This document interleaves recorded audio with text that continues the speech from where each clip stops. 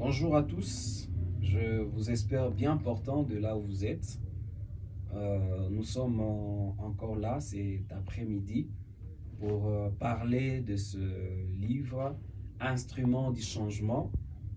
C'est la dernière partie, depuis que nous avons commencé, nous voulons présenter la dernière partie de ces livres et ça sera les chapitres 10, 11 et 12. Alors, au chapitre 10, l'auteur est en train de nous parler du champ d'action de l'instrument du changement. Et il nous parle de 5 champs d'action parce qu'il nous montre que on ne peut pas travailler n'importe où et à n'importe comment. Alors, on a toujours un cadre où nous sommes appelés à exercer notre mission du changement. Et il nous parle des 5, il parle du champ familial, il parle du champ local, il parle du champ national, il parle du champ mondial et il parle du champ générationnel.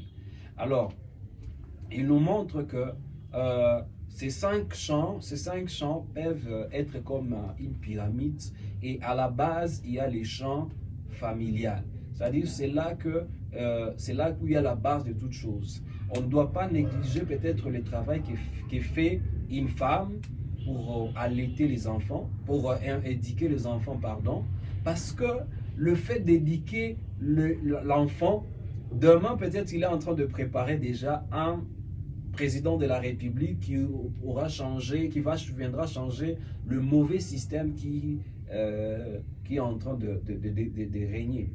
Alors, pour montrer que chaque niveau est utile, chaque niveau est important et nous devons nous contenter du niveau où le Seigneur permet que nous puissions exercer notre mission en tant qu'instrument du changement. Et au chapitre 11, l'auteur est en train de parler, le titre c'est Connaître le besoin du changement. Connaître le besoin du changement. Parce que on peut avoir face à plusieurs problèmes, mais il y a un besoin du changement qui se pose. Il y a peut-être un problème de problèmes. Dans ce chapitre, l'auteur nous parle de toujours chercher à connaître les problèmes des problèmes. Je prends un exemple. Israël en Égypte, ils étaient esclaves, mais le plus grand besoin d'Israël n'était pas le fait d'avoir à manger en Égypte, mais le plus grand besoin, c'était d'être libéré. Alors, Dieu n'a pas amené juste, il pouvait avoir d'autres besoins, mais il a résolu le plus grand besoin qui pouvait résoudre l'autre besoin. C'est pourquoi l'auteur nous parle des solutions qu'il appelle des solutions package. Quand on parle d'une solution package, c'est une solution qui est en même temps solution qui résout d'autres problèmes indirectement. Alors, c'est à cela que nous devons travailler, connaître lorsqu'on est instrument du changement, quelle est l'action à poser qui va en même temps résoudre d'autres problèmes à la fois. Ne pas chercher à résoudre de petits problèmes d'une manière individuelle. C'est le cas par exemple de ce que Jésus a fait pour nous. Jésus, en résolvant les problèmes du péché, il a en même temps résolu plusieurs autres problèmes de la vie de l'homme. Donc, l'auteur nous parle ici de chercher à connaître des solutions package en tant qu'instrument du changement. Et enfin, il nous parle de l'instrument et son impact.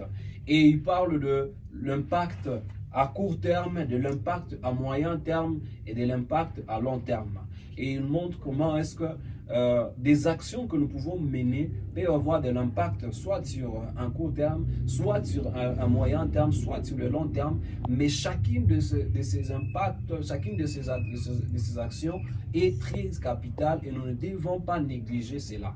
Alors, que ce soit des actions que nous menons qui ont des impacts sur un court terme, qui ont des impacts sur un long terme, qui ont des impacts sur un moyen terme, nous devons les faire très bien, sachant que peut-être si ça a un impact sur un moyen terme, le fait que les autres commenceront par là afin de faire d'autres choses qui vont continuer, ainsi de sorte, de suite, le changement finira par s'installer parce que souvenez-vous que nous avons dit que les changements, c'est un processus. Alors, pour conclure, l'auteur nous appelle à nous lever et à accomplir la mission pour laquelle nous existons. Et il dit ceci, il n'est jamais trop tard pour accomplir sa mission. Et aussitôt que l'on a conscience, il nous faut nous lever et agir. Il cite cette phrase de cet homme, le fondateur du mouvement Scout, Baden-Powell, et il dit, tâchons de ne pas quitter ce monde tel que nous l'avons rencontré. Nous avons toujours quelque chose à apporter et nous sommes en train de finir par là et nous disons merci beaucoup et que Dieu vous bénisse. Rendez-vous prochainement pour le prochain livre. Que Dieu nous bénisse.